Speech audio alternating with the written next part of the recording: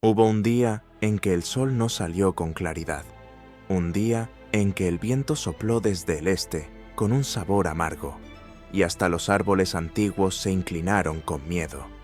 Ese fue el día en que 4 ejércitos se enfrentaron en Bielarión, un valle olvidado, amplio y rodeado de colinas negras. Allí, el destino de los pueblos libres se decidiría. Y aunque muchos libros hablan de héroes y hazañas, pocos recuerdan los nombres de los que murieron ese día. Porque Bielarión no fue solo una batalla, fue una herida abierta en la historia. Desde el sur llegaron los hombres de Aerion, comandados por el general Keilen, un veterano de mirada dura, cuya espada había vencido a 3 reyes piratas en su juventud. Llevaban armaduras de acero azul, y sus estandartes mostraban el sol partido entre 2 espadas. Sus soldados marchaban en perfecto silencio, con los rostros endurecidos por años de guerra. Keilen cabalgaba sobre Trovax, su fiel corcel negro, que había cruzado ríos de lava y tundras nevadas. Desde el este descendieron los elfos dorados de Solterion, de rostros eternamente serenos y corazones imperturbables. Lucían armaduras bruñidas de oro puro, y caminaban sin hacer ruido, como si no tocaran el suelo. Eran liderados por Elionar, el príncipe dorado, cuyo rostro no había cambiado en 500 inviernos, pero cuya hoja había segado a miles. Sus ojos veían más allá del tiempo y del engaño. Desde el oeste marcharon los elfos del bosque profundo, arqueros silenciosos, cubiertos con mantos verdes y cortezas encantadas. Eran la sombra del bosque hecha carne, y su comandante, Siltariel, era conocido como la Flecha Silenciosa. No hablaban, no celebraban. Solo obedecían al llamado de los árboles antiguos. Sus flechas estaban hechas con madera de raíz de trémulo, una planta que crecía solo donde la sangre había sido derramada. 3 ejércitos. 3 pueblos que jamás habían compartido el campo de batalla. Pero la amenaza que se alzaba al norte era tan antigua y brutal que las diferencias se dejaron de lado. En un gesto sin precedentes, las manos humanas se estrecharon con dedos élficos, sellando una alianza forjada no por tratados, sino por la desesperación. Desde las llanuras heladas y volcánicas de Gortak, donde el aire huele a azufre, y las montañas escupen fuego cada luna nueva, marchaban los orcos negros. Pieles curtidas como cuero viejo, ojos amarillos que brillaban con odio ancestral, y bocas llenas de colmillos retorcidos. Llevaban armaduras oxidadas, forjadas con restos de campos de batalla olvidados. Sus escudos no tenían heráldica, sino cráneos humanos clavados con clavos largos, y su avance era un tambor constante.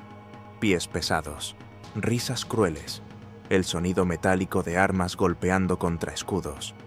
A la cabeza de esa marea de oscuridad iba Dralok, el carnicero, un orco colosal cuya silueta rivalizaba en tamaño con los mismos trolls que lo seguían. Tenía la piel tan gris que parecía piedra viva, y en su rostro una red de cicatrices lo cruzaba como si el mismo tiempo lo hubiera arañado. Su hacha, enorme y cruel, estaba forjada con hueso de dragón negro, y el filo brillaba con veneno antiguo. Su armadura, ensamblada a partir de placas arrancadas de caballeros caídos, estaba sellada con remaches de plata negra y sangre seca. Los ojos de Dralok no buscaban gloria, buscaban destrucción. Pero si los orcos eran temibles, no eran lo peor.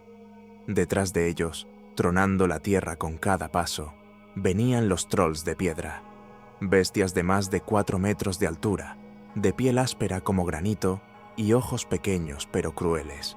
Llevaban mazas que eran árboles enteros reforzados con hierro, y algunos usaban como armadura las puertas de fortalezas destruidas, atadas con cadenas. No eran criaturas pensantes, eran terremotos con piernas. Algunos marchaban encadenados con cadenas de hierro negro, sujetados por chamanes orcos cubiertos de huesos y runas. Estos brujos, envueltos en pieles y sangre, susurraban palabras en lenguas muertas para mantener a los trolls bajo control. Cuando uno se salía de línea, una descarga de fuego verde lo hacía retorcerse y obedecer. Por un tiempo. Entre las sombras de este ejército rugiente, serpenteaban los trasgos de sangre torva. Pequeños, encorvados, deformes. Llevaban cuchillos curvos, garras afiladas y sonrisas torcidas. Eran los asesinos del caos. Corrían entre las filas enemigas como insectos, degollando, robando, desgarrando. No buscaban honor, ni siquiera victoria, solo caos. Disfrutaban del miedo ajeno. Se reían cuando cortaban tendones o robaban flechas aún en llamas. Sus líderes llevaban máscaras de cuero humano y chillaban órdenes imposibles de comprender.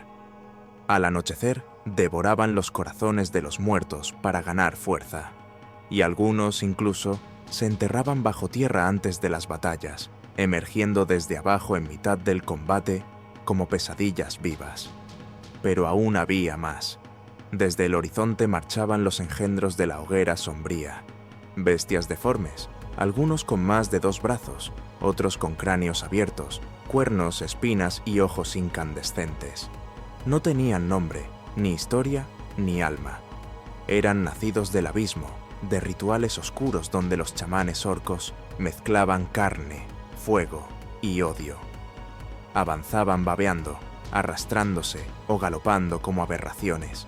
Algunos incluso se prendían fuego para inmolarse en el centro de los ejércitos enemigos.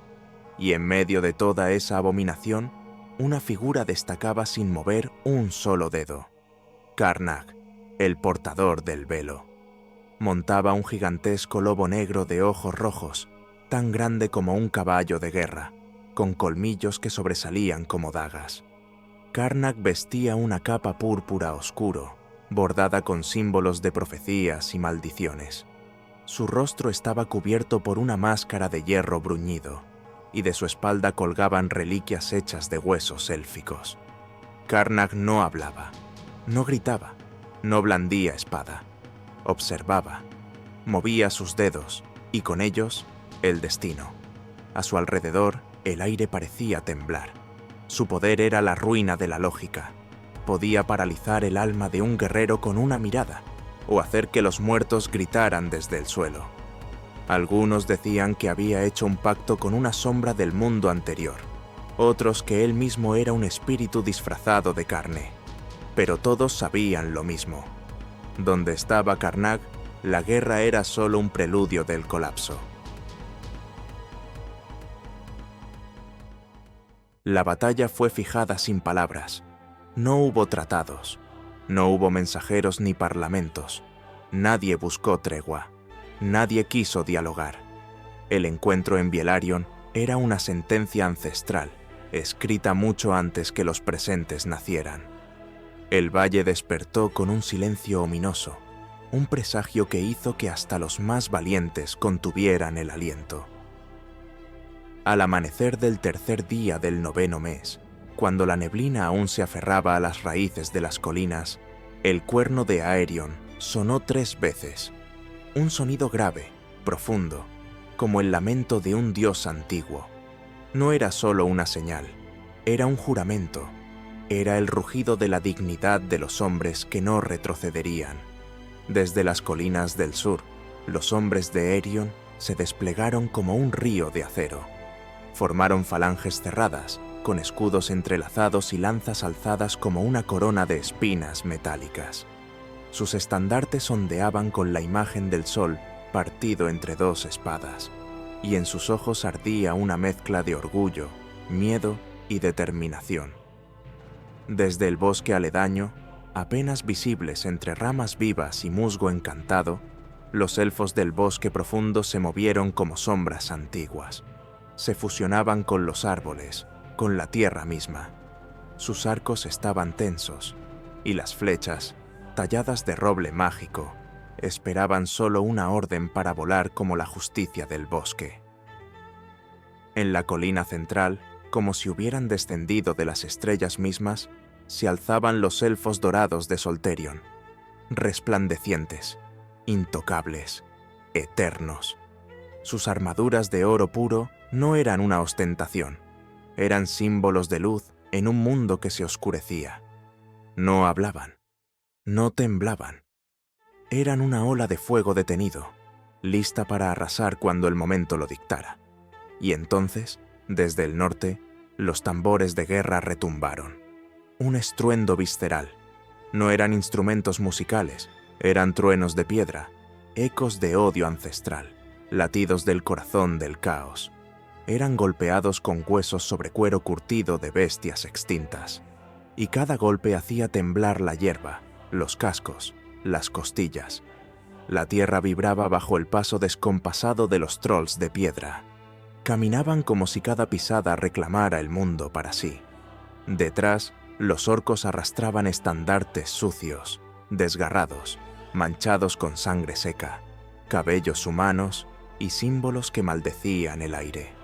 Los trasgos chillaban entre las filas, afilando dagas, mordiendo piedras, arrancando con los dientes la piel de animales muertos.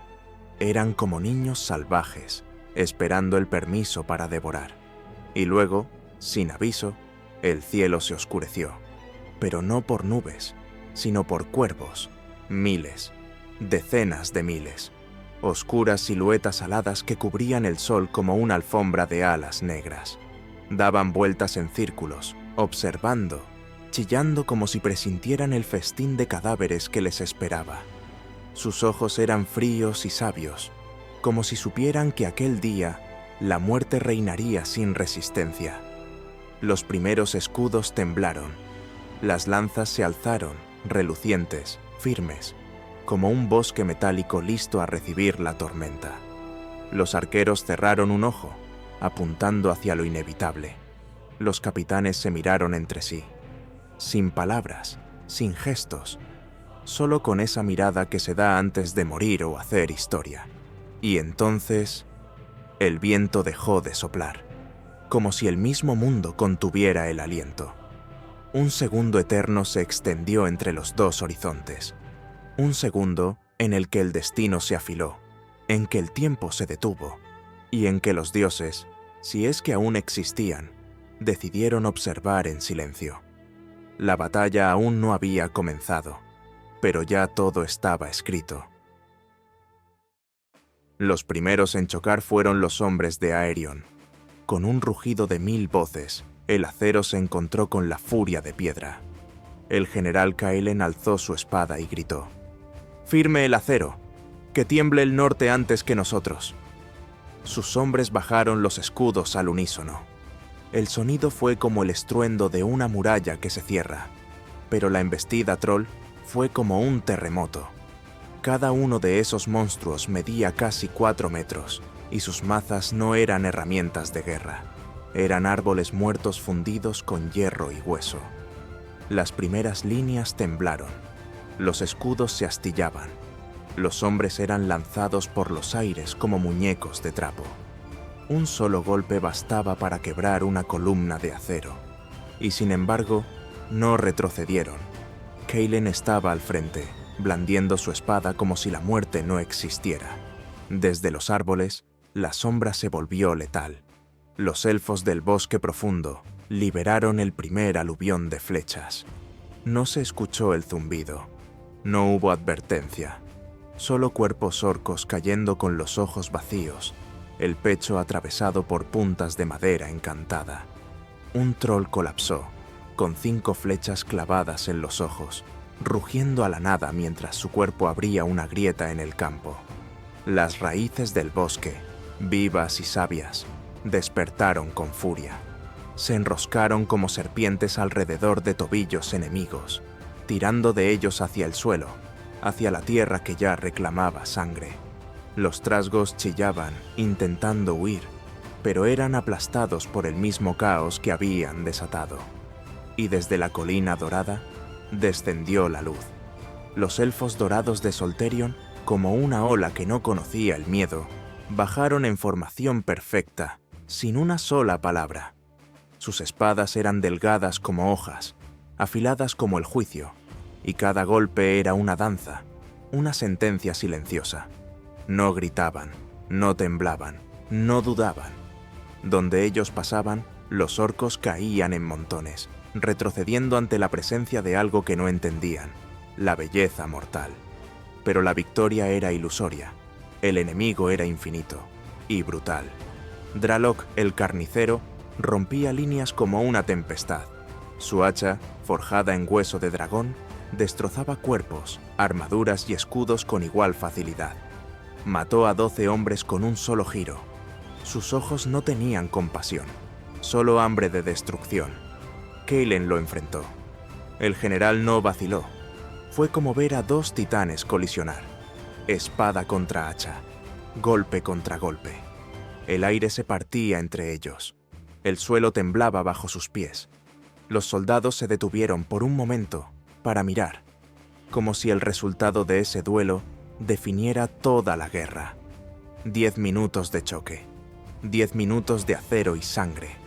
Y luego, Kaylen cayó, con una herida en el costado. Fue arrastrado por sus hombres fuera del campo, jurando volver con su último aliento.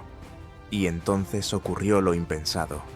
Siltariel, el flecha silenciosa, desde lo alto de un roble milenario, herido, jadeando, con el rostro manchado de sangre, tensó su arco una última vez.